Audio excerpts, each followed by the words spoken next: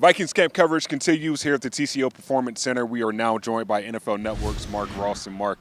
The last time we talked was at the NFL Combine, and we were trying to figure out what this team will look like. Fast forward 4 to 5 months later, this roster restructuring is in full bloom, and now you're at the TCO Performance Center. You've seen it in action. Give me your thoughts on how Kwesi and Kevin have restructured this roster in year 3. Yeah, we're usually at the Combine. You got home field advantage now with the interview. You got, so you got to answer these right. Yeah, so that was the big unknown, right? Yep. Anytime at the Combine, like, what's our team going to be? Free agency, draft, and anytime you take a quarterback in the first round and trade up to get him, it changes the entire landscape of your organization. I was with Philadelphia in 1999. We took Donovan McNabb coming off a 3-13 season, and it changes the entire landscape of your organization. Not just coaching, scouting, but the people that work in the buildings. Like, we got a new light, new era. Your pieces now were a new head coach with a new GM. That seemed to reinvigorate the team. Okay, now we've got who we hope to be is our franchise guy that's going to go compete with the big money man, Jordan Love, and the Detroit Lions there, Jared Goff, and Caleb Williams, the newly minted first pick of the draft, Caleb Williams. So a lot of expectations on the organization, but you just want that positivity of, okay, things are going in the right direction now, and everyone's on the same page with where we're trying to go. When you think about where this Vikings team is trying to go, with Sam Darnold being the presumably starting quarterback with J.J. McCarthy behind him, how do you assess the future of what this offense can look like under Kevin O'Connell? Well, you've seen it. You know what he's going to run, and when you got that JJ there, it's a lot of the offense going to be get it to JJ. And, right. We got this Jordan Addison too, who true. was a big-time rookie last year, and then we still got TJ. You've got playmakers, and the way that Kevin is going to design, we got to get the ball in our playmakers' hands as much as possible, obviously, and featuring JJ. And whether it's Sam, but if it's J.J.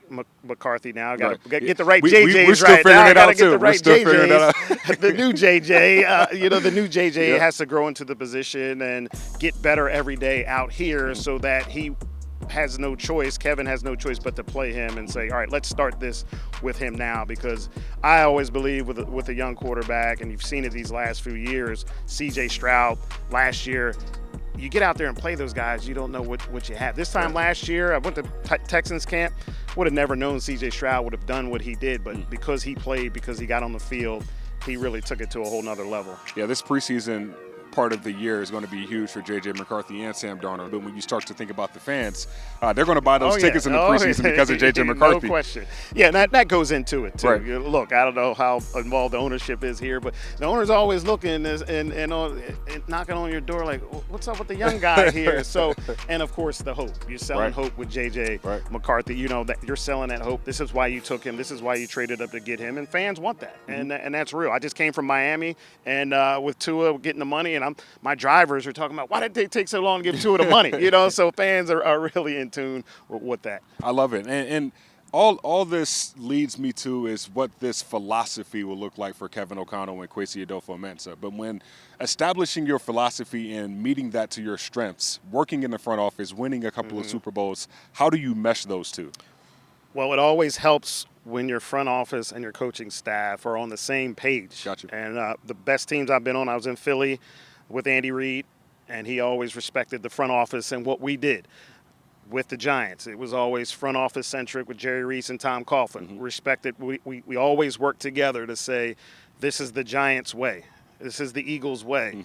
It's not, the coaches are doing one thing and the scouting staff and GM's doing another. Yeah. So it seems as if, from the outside looking in, is that Kevin and Kwesi have a great relationship and are building it together for the Vikings way. I love that. With your expertise in player evaluation, when addressing the cornerback position, that is a need of concern, or a huge need for this Vikings team. But when you address that situation in the current landscape of the league, how do you do that with the limited roster spots with this time of the year?